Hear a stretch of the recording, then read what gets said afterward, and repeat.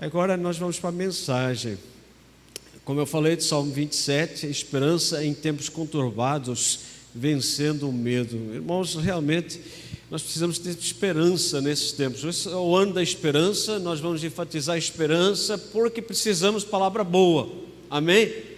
Nós precisamos de palavras de esperança. Nós temos que vencer o medo não pode nos dominar, porque se nós esquecermos disso, facilmente as notícias, facilmente aquilo que está acontecendo vai se tornar muito maior do que aquilo que realmente é.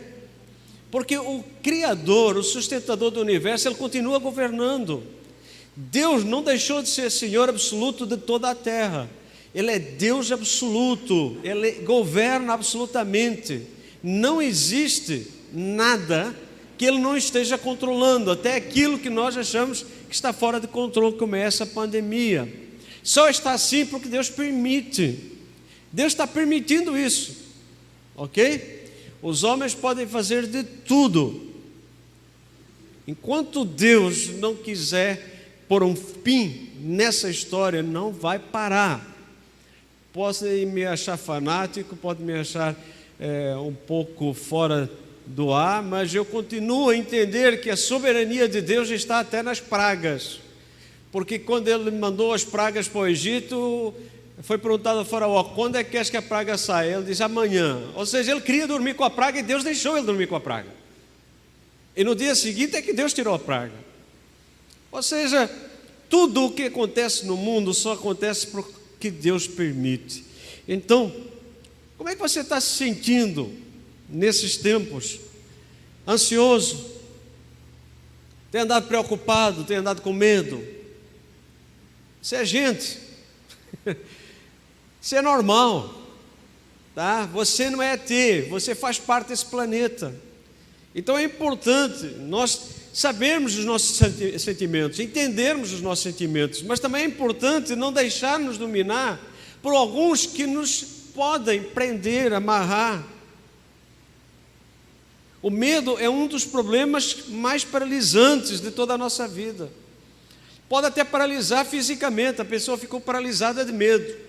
Ela não tem reação, mas também nós podemos ter medos do desconhecido, né? A pessoa fica com medo de um desconhecido ou das coisas desconhecidas. Ela tem medo da tragédia. Se me acontece isso, pessoa que tem medo de sair de um lugar para o outro porque tem medo que aconteça alguma coisa, ela não vive. Medo de doença e de morte. Eu já falei isso e volto a dizer, cristão não pode ter de jeito nenhum medo da morte. Ele pode ficar um pouco apreensivo com uma questão simples que é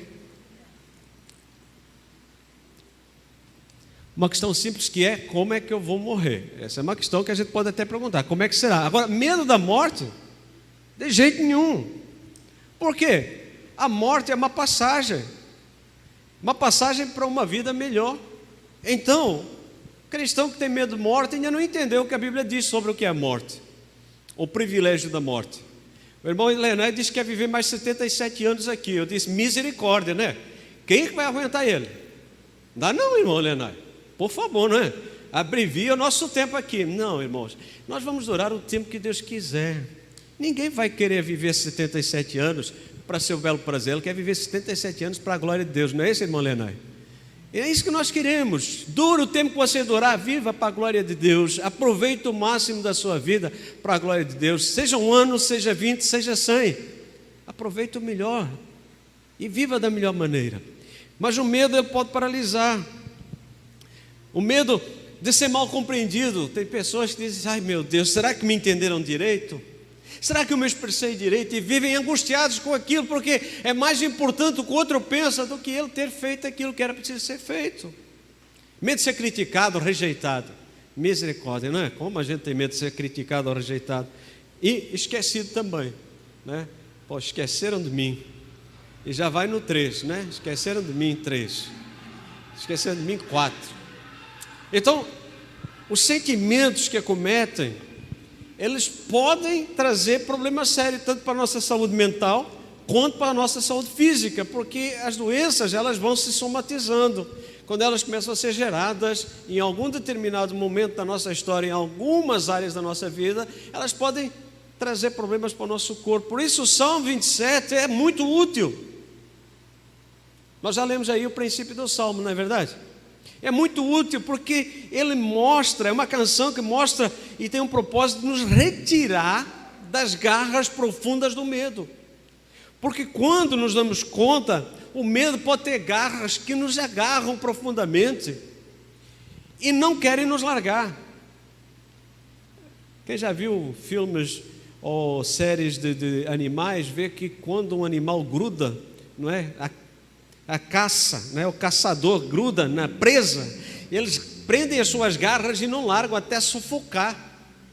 E ali vai uma luta, e o medo pode fazer isso conosco.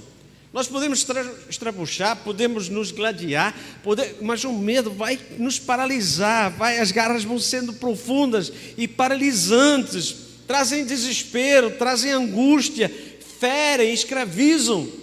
É por isso que é importante nós atendermos aqui esperança em tempos conturbados. Eu tenho que alimentar a minha esperança e eu tenho que vencer os meus medos. Quais são os medos que você está vivendo nesse momento?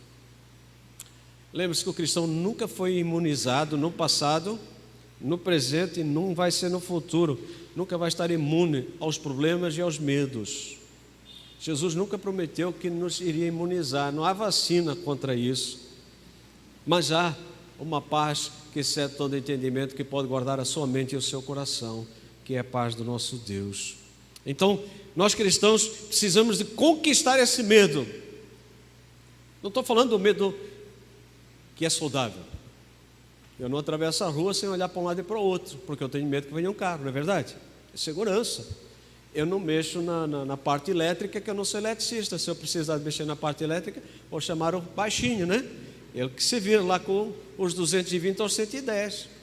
Mas tem gente que é curiosa, diz: eu não tenho medo, vai lá e apanha um choque.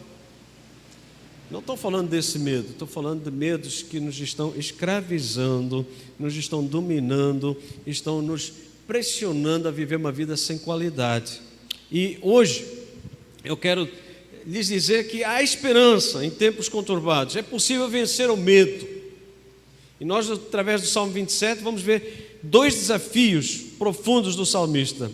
Nós somos desafiados a expressar nossa inquebrantável confiança no Senhor. E, em segundo lugar, somos desafiados a aplicar nosso coração para buscar a face de Deus. Nós já vamos ver isso. Então, o primeiro deles é: expressa a sua inquebrantável confiança no Senhor. Por que eu utilizo essa palavra? Porque ela não pode quebrar. Ela tem que ser resistente. A sua confiança não pode ser flexível. Você tem que ter uma confiança que é inquebrantável. Ela não pode, de forma alguma, ser reduzida, destruída, porque se ela for, você vai ter consequências profundas na sua vida. Por isso eu não projetei ali o versículo, mas eu quero. O que diz o primeiro versículo? O Senhor é a minha luz e a minha salvação. Quem é o Senhor para você? Quem é o Senhor para você? Os 3 primeiros versículos falam sobre a experiência de Davi. Davi tem uma experiência e ele declara quem é o Senhor para ele. Eu pergunto: quem é o Senhor para você? Para Davi, ele declara profundamente e nitidamente: o Senhor é minha luz, é minha salvação, a quem temerei? O Senhor é a força ou a fortaleza da minha vida, de quem recearei? Nós temos que ter na nossa mente e no nosso coração a palavra do Senhor. Para quê? Para não duvidar, para ser uma expressão que traga de forma radical a confiança para a nossa vida. Nós não podemos abrir mão dessas verdades. Ele declara: a minha luz.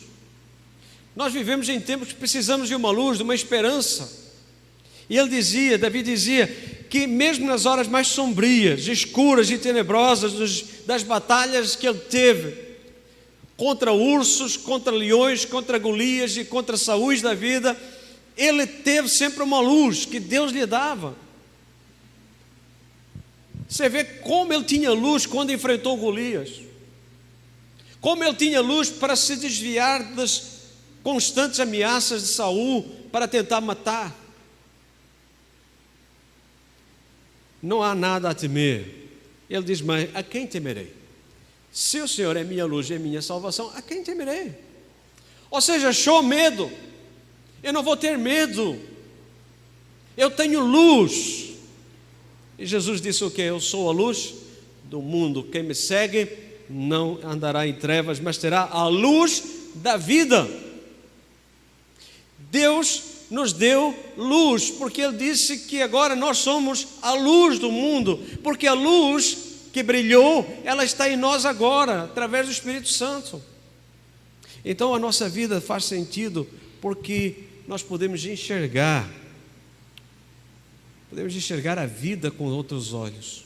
Nós sofremos os embates, mas nós podemos olhar todas essas coisas que estão acontecendo e fazer as duas escolhas. A primeira é voltar-se para Deus, a segunda é sofrer. Voltar-se para Deus não quer dizer que você não sofra, mas você vai ter uma capacidade diferente de enfrentar o problema. Quando você sofre, você só sofre. Você não tem consolo, você não tem discernimento, você não tem esperança. São dois caminhos que nós constantemente temos que tomar decisões. Ele dizia: a minha salvação, não há salvação em nenhum outro, porque nenhum nome há dado entre os homens pelo qual importa sejamos salvos. Essa é uma verdade que não é negociável. Ninguém é a nossa salvação a não ser o próprio Deus. Já era assim para Davi, é assim para nós também. Não tem vacina que nos salve.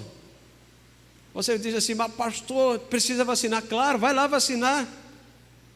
Mas não ponha a sua fé na vacina, sabe por quê? Todo mundo que é vacinado, todo mundo vai ser vacinado. Olha bem o que eu vou dizer: todo mundo que vai ser vacinado vai morrer, porque ninguém vai ficar aqui para semente. Há uma esperança que vai prolongar a vida. A vacina não prolonga a vida. Está imunizado contra o Covid-19, mas a pessoa vai morrer. Mais tarde ou mais cedo a pessoa morre. Então, se você coloca a sua esperança numa vacina que não vai morrer por causa da vacina, e aí quando morrer? Perdeu a esperança. Quantas pessoas estão desesperadas à procura de uma vacina porque tem medo de morrer? A gente precisa ter a consciência: eu vacino porque é necessário. Eu estou indo vacinar porque é uma necessidade para combater esse coronavírus. Mas isso não vai impedir de eu morrer. Há uma ilusão de que isso vai dar vida eterna para as pessoas, não é? Vão ficar aqui a vida eterna. É uma necessidade momentânea que as pessoas precisam ter a vacina para ter uma qualidade de vida, mas isso não vai impedir que elas morram. Pode não ser agora, pode ser daqui por 30 anos, mas todo mundo vai, pode ter certeza. Não vai ficar aqui ninguém para cimento. Pelo menos o meu avô estava com 93 anos e já foi embora. Não conheço mais ninguém que tenha sobrevivido para trás dele. O meu bisavô foi embora, né? Você já reparou? Todo mundo foi embora. Por quê? Está destinado ao homem morrer uma vez. Mas enquanto você vive, viva com qualidade, não com uma esperança nas coisas, mas esperança em Deus. Para quê? Para ter qualidade de vida. Quanta ilusão se cria, né? A vacina vai salvar-me. Só quem salva é Jesus. E por fim, ele diz aqui que é minha fortaleza, não é verdade? É em quem você busca a sua força, em quem você está escondendo e colocando a sua esperança. Davi dizia que só Deus era a sua fortaleza, só Deus era a sua força. Ele tinha um arcabouço, ele era um homem de guerra, ele segurava a espada, ele segurava o escudo, ele atirava flecha, ele era um guerreiro de nata, ele era um guerreiro, mas ele dizia: a minha força, ela vem do Senhor, ele é minha fortaleza, porque ele sabia que em qualquer lugar ele poderia ser descoberto se não fosse a graça de Deus. E nós conhecemos até a história que ele entrou numa caverna e veio a aranha e fez uma teia que impediu que os homens pegassem. Quem fez a teia? A aranha. Quem é o senhor da aranha? Gente, até nesses pequenos pormenores nós vemos que é a graça e a misericórdia de Deus. Por isso, nós devemos fazer a nossa parte. O que Davi fez? Escondeu-se dentro da gruta. O que Deus fez? Colocou uma barreira. O que você faz? Você toma a vacina. O que Deus faz? Protege você até o dia em que Deus o chamar. Você entende esse mistério? É simples. Nunca, a nossa esperança deve estar numa coisa que nunca vai poder nos dar, que é vida eterna. A vida eterna só Deus nos dá. Cristo é luz no sentido de discernimento e de visão espiritual. Ele é salvação no sentido de nos salvar da ira de Deus. E Ele é fortaleza no sentido de nos libertar do poder do pecado. Ou seja, o pecado é que domina e o pecado é que nos faz sentir menos. Você sabe que é por causa do pecado que nós temos medo. Se não tivesse pecado, não havia medo. Porque a primeira coisa que o homem que pecou disse é: tive medo e me escondi. Ou seja, o medo é fruto, estou falando do medo espiritual que nós estamos tratando, não estou falando do medo normal, né, de precaução. O medo espiritual, ele veio por causa do pecado. E quando você não é dominado pelo pecado, você perde essa questão de viver com medo. Porque você está com Deus, você tem o Espírito Santo, você tem uma força fora do comum. Não é normal essa força. John Stott dizia assim: o Senhor é minha luz para me guiar, minha salvação para me libertar, minha fortaleza aonde eu posso ir me refugiar. Que coisa mais linda, né?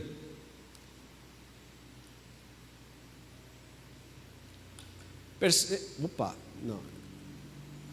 Vamos voltar? Volta aí. Perceba que seus inimigos é quando tu voltar. Isso. Perceba que seus inimigos é que vão tropeçar. O que significa isso? O versículo 2 diz o quê? Quando os maus vierem para me destruir, quando os meus inimigos e adversários me atacarem, eles tropeçarão e cairão. Qual é o princípio que nós tiramos daqui? Que não há nada que façam contra você que possa atingir, porque se Deus é por nós, quem será contra nós? Disse o apóstolo Paulo. Nós temos que alimentar a nossa mente e o nosso coração com essas verdades. Se nós temos Cristo como Senhor da nossa vida, se nós temos Jesus como Senhor da nossa vida, se nossas vidas já estão escondidas em Cristo, nós temos essa liberdade para usar a Escritura e dizer: se Deus é por mim, quem será contra mim? Não há inimigos, nem físicos, nem espirituais, que possam contra o cristão. É impossível inimigos físicos ou espirituais vencerem um cristão, é impossível. Não tem como derrotar um cristão. Agora, se ele der brecha, olha a palavra, se ele der brecha, se ele vacilar, se ele der brecha e vacilar e der espaço para o inimigo, aí sim, ele deu brecha. Mas se ele não der brecha, se ele se fortalecer no Senhor, se ele buscar o Senhor, se ele tiver comunhão com o Senhor, como Davi estava tendo, não tem inimigo, eles vão tropeçar. Seja espiritual, seja físico, os nossos inimigos vão tropeçar. Temos que alimentar isso. Tem gente que tem medo do colega de trabalho, tem medo de chefe, tem medo de subalterno, tem medo não sei de quanto. Meu irmão, você é filho de Deus. Alimenta a sua mente e o seu coração. Você não é escravo mais do pecado, nem do diabo. Você é servo do Senhor. Ele o libertou. Em terceiro lugar, saiba que Deus é maior do que qualquer problema que você enfrenta. Ainda com o exército me cerca, olha bem, um exército cercando Davi, meu coração não temerá. Gente, eu acho que eu ia ficar sem pinga de sangue, né? Se eu fosse cercado por um exército. Ele diz: ainda que vistam contra mim, permanecerei confiante. Por que ele tinha essa confiança?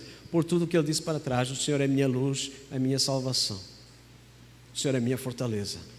Quando o Senhor é, eu sou. Quando o Senhor é na minha vida, eu sou aquilo que o Senhor é na minha vida. Se o Senhor é minha luz e minha salvação, eu não tenho medo, eu sou forte, eu sou corajoso. Isso não é pensamento positivo, isso é resposta aos princípios de Deus. Isso não é: eu vou pensar positivo, isso vai dar certo. Não, isso é você aproveitar. Se você recebeu a agulhada no braço, a espetadinha, o que foi lá colocado dentro? Alguma coisa para que você fique resistente, não é verdade? Se você recebeu aquilo para ficar resistente e não ficar resistente, aquilo não era o que deveria ser, não é verdade? Então, se Deus é na minha vida aquilo que Ele diz ser, e eu não sou aquilo que eu devo ser, alguma coisa está errada. Ou Deus está errado, ou eu estou errado. Como Deus não pode estar errado, já sabe quem está errado.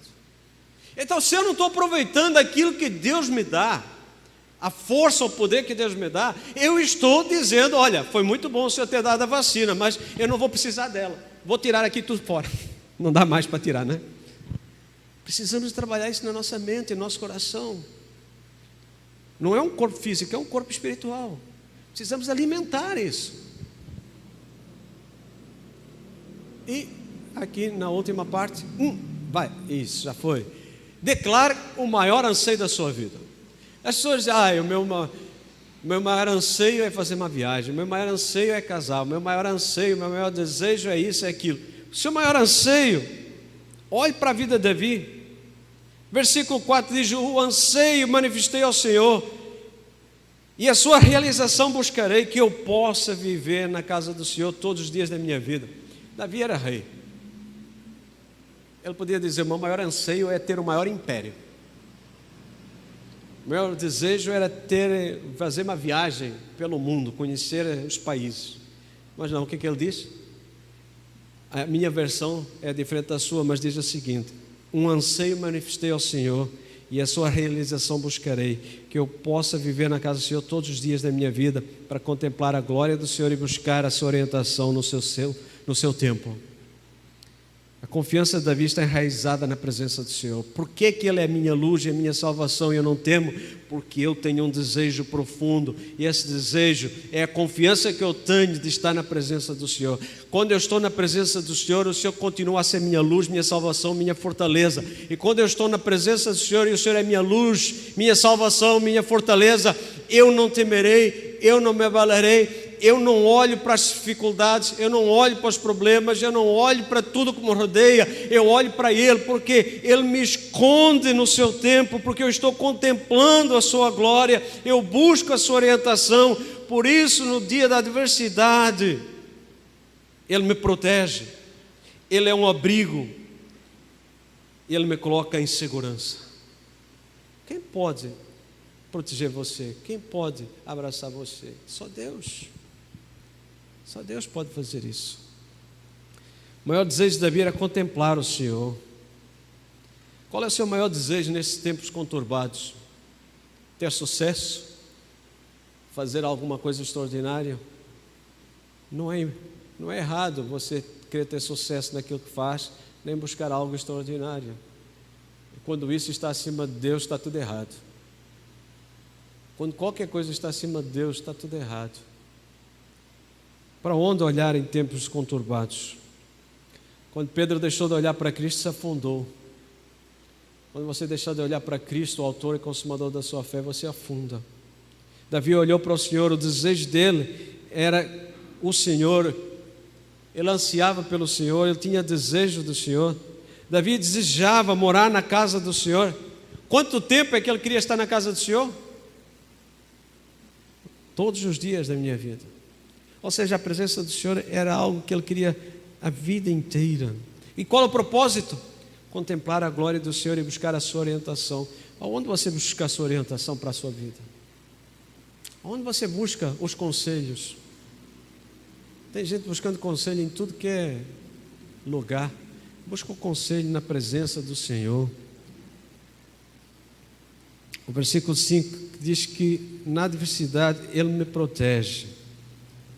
Estarei abrigado no recôndito do seu tabernáculo, acima dos altos rochedos serei colocado em segurança. A confiança de Davi em Deus, ela cresceu em sua adoração.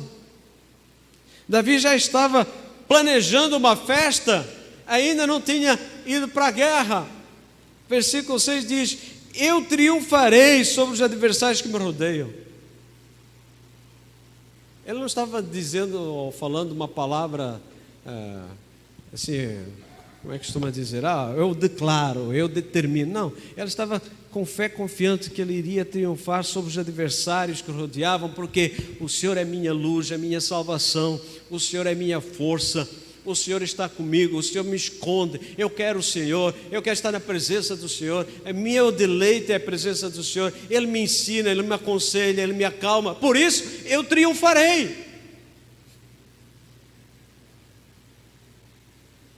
Vejam o caminho todo até o triunfo. Eu não saí para a guerra sem antes estar preparado para essa guerra. Ele diz o quê? Eu vou cantar e fazer música para o Senhor pela vitória que já estou alcançando, sem ter entrado na guerra.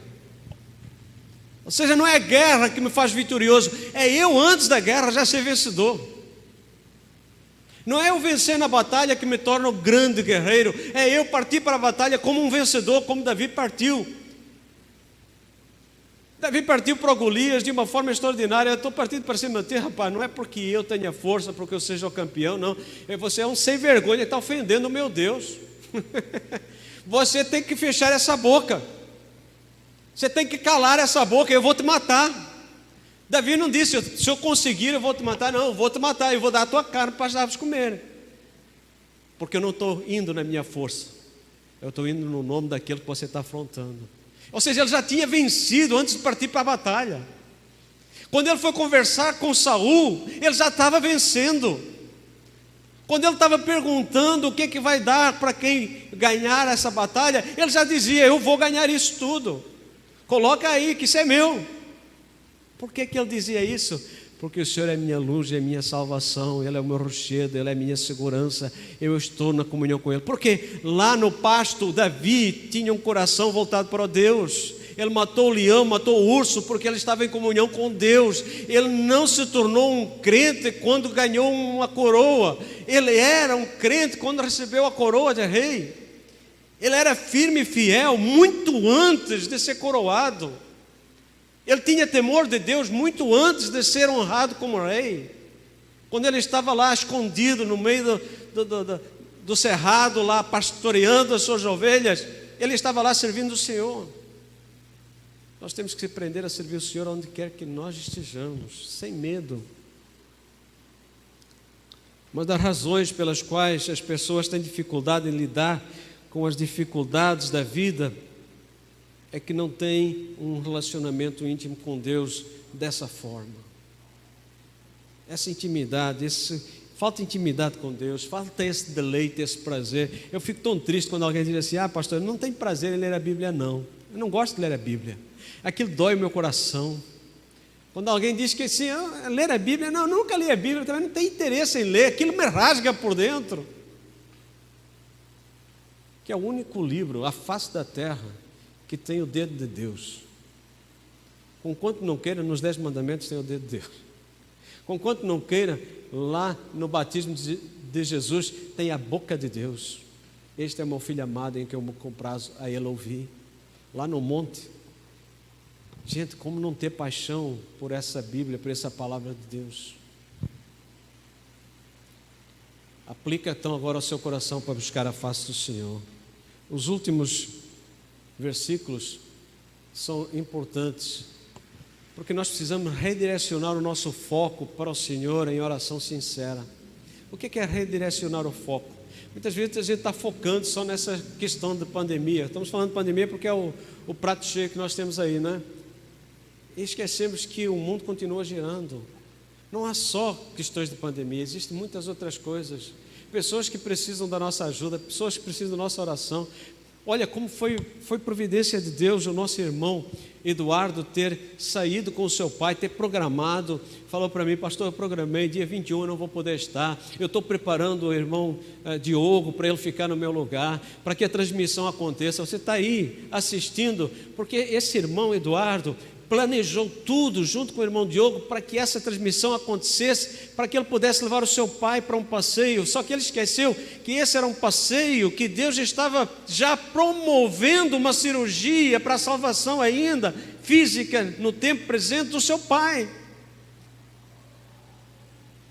Era terrível o que estava acontecendo com o irmão Armando, ele não sabia, ele estava estrangulando o seu intestino. E por mais algumas horas ele teria morrido, porque se ele tivesse voltado para a Barra, com certeza, não é desmerecendo o hospital ou qualquer coisa, só estou dizendo, só na vinda para cá e tentar ver com os médicos o que está acontecendo, não está acontecendo, ele teria morrido. E Deus providenciou de que no passeio projetado, programado, o Senhor o honrou, e o Senhor lhe deu um hospital, lhe deu médicos, lhe deu condições que não teve que ficar no desespero. Está tranquilo, o irmão Eduardo está tranquilo, porque o Senhor é a minha luz, é a minha salvação. De quem eu temerei? Ainda que se levante contra mim problemas dessa ordem, eu vou confiar no Senhor. Por isso, glória a Deus. Glória a Deus por aquilo que nos acontece. Podiam ter dito assim, mas vai passear nessa pandemia? Os críticos de carteirinha, vai passear nessa pandemia, vai levar o papai para passear, olha lá o que pode acontecer. Quando o servo de Deus faz alguma coisa, ele faz para honrar a Deus, glorificar a Deus, abençoar a sua família. Por isso, sempre que alguém projeta alguma coisa, ora a Deus pela pessoa, não fique sendo mais um sócio dos que ficam torcendo pelo que dê errado. Redirecione o seu foco para o Senhor em oração sincera. Rasgue o seu coração diante de Deus. Nós já falamos sobre as questões claras. Muitas orações são pura reza. Você repete a mesma coisa: obrigado, Senhor, pelo pão nosso cada dia, amém. Mais ou menos isso, não é aquela oração da refeição. Rasgar diante do Senhor é tempo de focar, porque os versículos 7 falam de uma oração que sai da consciência. Ouve, Senhor, minha voz quando eu clamo. É uma oração consciente, uma oração que traz realidade, uma oração que traz algo que vem do profundo da alma. Eu tenho uma necessidade, é algo consciente, não é algo para eu desfrutar aí da vida, como o Tiago diz, vocês pedem e não recebem porque vocês pedem mal, pedem só para o vosso benefício. Não, é uma oração consciente. Davi começa falando sobre aquilo que Deus é na sua vida, e depois ele mostra como é que é a oração que ele faz, que tipo de oração ele faz, como é que ele rasga o seu coração. Ele começa a dizer: ouve, Senhor, Senhor, ouve, eu estou aqui clamando, Senhor, o Senhor está me ouvindo? Nós gostamos de fazer orações tão formais, tão formológicas, né? Tem tanto formol nessa oração que já está enraizecida, não rasgamos. Davi tem essa coragem de dizer: Senhor, ouve, eu estou cansado, ouve a minha voz, eu clamo, está me ouvindo, Senhor?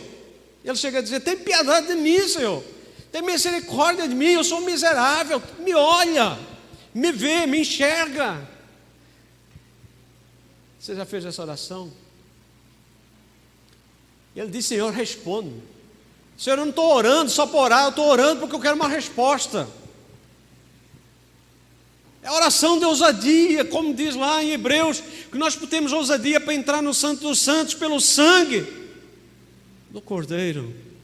Jesus não morreu na cruz para nos tornar religiosos bonitinhos, religiosos que sabem fazer orações bonitinhas, que nem fariseu, não. Ele nos deu a condição de entrarmos no Santo dos Santos e falarmos com o Pai o que está doendo. Ele fez isso com o Pai. Se é possível, eu posso admitir esse caso. Você acha que Jesus estava fazendo uma oração assim: Pai, Tu és soberano sobre tudo e todos? Diz que a angústia e a dor da alma era tanto, e o sofrimento era tanto, que a sua dor se transformou em gotas de sangue no suor. Você imagina o que é isso? O suor dele, a sua angústia começa a sair em transpiração, e gotas de sangue vêm juntas. Você acha que ele estava fazendo uma oraçãozinha assim? Pacífica, calminha. A oração dele foi tão intensa que depois os anjos tiveram que vir para consolar. Ele deixou o exemplo para nós. Não é bagunça, não. É honestidade, sinceridade. Ainda a oração é baseada na misericórdia de Deus. Tem misericórdia de mim, Deus. A oração que deve esperar resposta. Responde-me. Ei, eu estou fazendo uma pergunta, responde aí. Ô irmão, como é que é? Pode ou não pode? Responda aí, irmão. Não é assim que a gente faz? Aí manda uma mensagem pelo WhatsApp e a pessoa não responde, a gente está lá: ô, como é que é? Vai me responder ou não? É isso que Deus quer que você faça. Faz a oração e diz: Senhor, responda, dá uma saída, dá uma resposta, dá uma luz, dá uma direção, Senhor. Aí, mas a resposta também, olha aí, é uma oração que é uma resposta a Deus. Por que Deus diz aqui no versículo 8: Quando tu disseste, buscai o meu rosto, o meu coração disse a ti, o teu rosto, Senhor, buscarei. Ele está respondendo à oração que Deus estava pedindo que ele fizesse. É uma oração que deve ser uma busca pelo próprio Deus, não apenas como uma resposta. Se nós falamos no princípio que era pela resposta, nós agora estamos dizendo que estamos buscando o próprio Deus, porque é o Deus da resposta. Não escondas de mim a tua face, não rejeites o teu servo com a tua ira. Eu quero Deus, eu quero presença de Deus, eu quero intimidade com Deus. Ó Deus da minha salvação, não me desampares, não me deixes. É uma oração que é sempre um recurso, não é uma possibilidade, é um recurso presente todos os dias. Você pode fazer em qualquer lugar, mesmo deitado na sua cama, quando você vai dormir, você pode orar, você pode estar dirigindo, cozinhando, tomando banho, fazendo qualquer coisa. É um recurso extraordinário para que você seja um vencedor. Ensina-me a viver, Senhor. É uma oração que está relacionada com a nossa obediência em tempo de prova. Ensina-me, Senhor, guia-me pelo caminho certo. A gente precisa de direção, precisamos de ensino. Não permitas que eu caia nas mãos dos meus inimigos, né? Como é que está sendo a sua oração, meu irmão? Este é mais um desafio que eu faço à oração. Seja o mais radical possível na sua oração. Não estou falando para você se levantar aí que nem um doido e ficar aí gritando no meio das praças, não. Jesus já até ensinou. Você quer ter intimidade com o Pai? Vai lá no teu quarto, no teu lugar secreto e fala com o teu Pai. O homem de fé, aqui. O homem de fé tem sede de Deus e ele busca ansiosamente. Olha o que o salmista diz: como a corça suspira pelas águas correntes, assim por ti, ó Deus, anseia a minha alma. A minha alma tem sede de Deus, do Deus vivo. Quando poderei entrar para apresentar-me a Deus? É isso que você sente? Sede de Deus. Você tem vontade de estar na presença de Deus? O 63 diz: ó Deus, tu és o meu Deus, eu te busco de todo o coração. Minha alma tem sede de ti. Todo o meu corpo anseia por ti nesta terra seca, exausta e sem água. Neste sertão deserto, eu tenho sede de Deus. Eu não tenho sede de água, eu tenho sede de Deus. Aplique seu coração para buscar a face de Deus. Versículos 13 e 14. Espere confiante para ver a bondade do Senhor. Espere. Saiba esperar. Irmãos, como nós não temos dificuldades para saber esperar, não é verdade? A gente liga para alguém, a pessoa não atende, diz: não me atendeu? Liguei para você, você não me atendeu? Não é verdade? A gente fica ansioso, se o negócio não vai, não está indo aí, como é que é? Não está. Não, agora está. A gente fica ansioso, quer que a coisa funcione, não dá tempo, não dá espaço, não relaxa, não deixa o coração bater, deixa mais pausadamente. Você quer ver um negócio que é estranho? É nós dizemos assim: vamos fazer uma oração silenciosa de 1 minuto. É só ficar aqui 1 minuto de silêncio, que parece 2, 3 minutos, não é? Você já parou nisso? Quando nós temos que esperar alguma coisa, nós temos ansiedade, temos medos, mas quando nós aprendemos a esperar confiante no Senhor, nós podemos ver a bondade do Senhor, ainda assim, ainda que esteja acontecendo tudo isso, tudo que está acontecendo no mundo, tá, irmã Lenay? Tudo está aí acontecendo, ainda assim,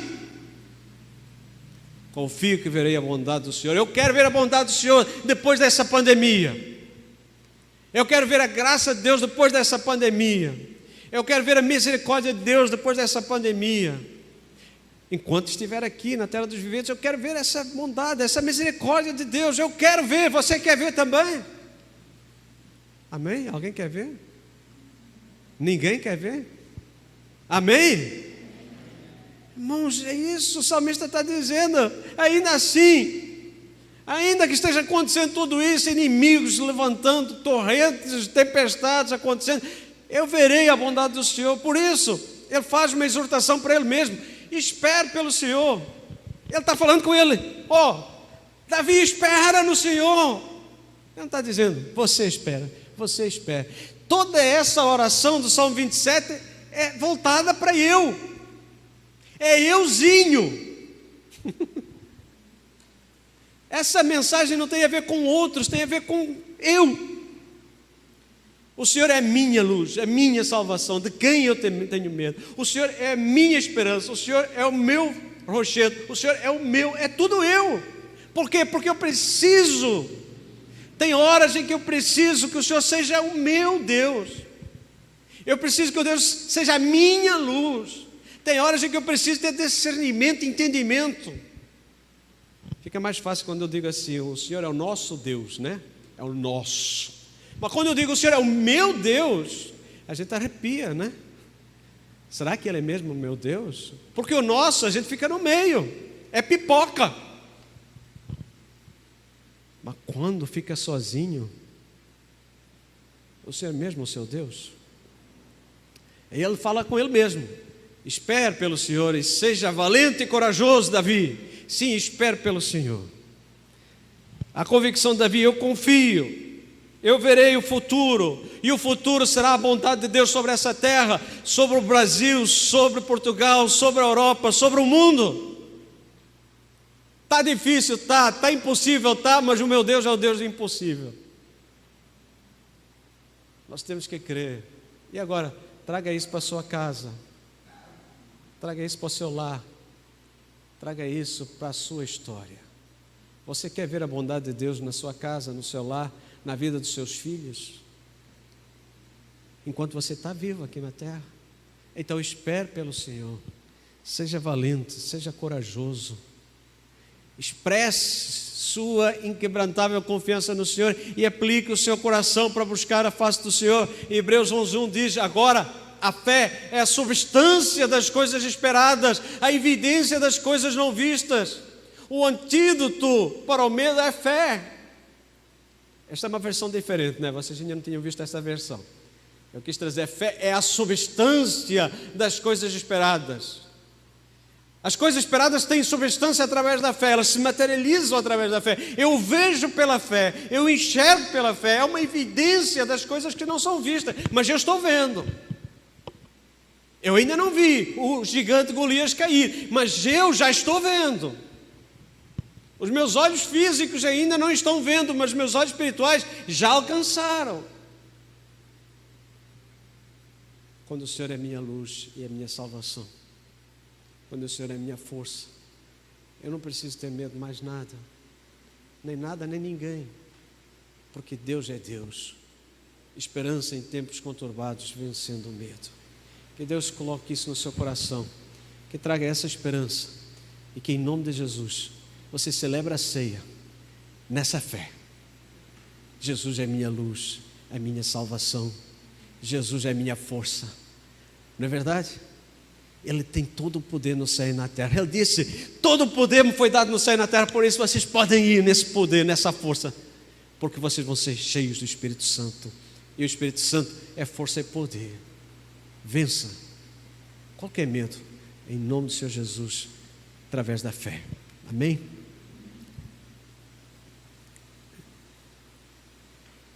Vamos nos preparar para a ceia.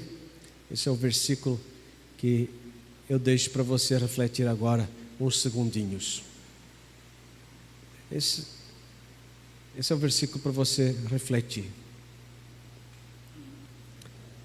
Pai, até aqui eu cheguei e eu espero em Ti o poder continuar. Somente através de Ti e em Ti eu posso viver e posso experimentar essa vida de esperança. Por isso, me ajuda a ter essa palavra viva no meu coração. Eu cheguei até aqui, mas eu preciso de Ti. Eu preciso dessa intimidade. Eu preciso desse olhar do Senhor, que contempla e dá a força para eu continuar. Obrigado, ó Deus, por cada irmão que pôde escutar essa palavra, cada amigo, por aqueles que em casa nos assistem. Como está a casa de cada um? Pai, o Senhor conhece. Por isso eu te rogo também por essas casas, por essas vidas. Eu te rogo a tua graça e a tua misericórdia. Em nome do Senhor Jesus. Amém.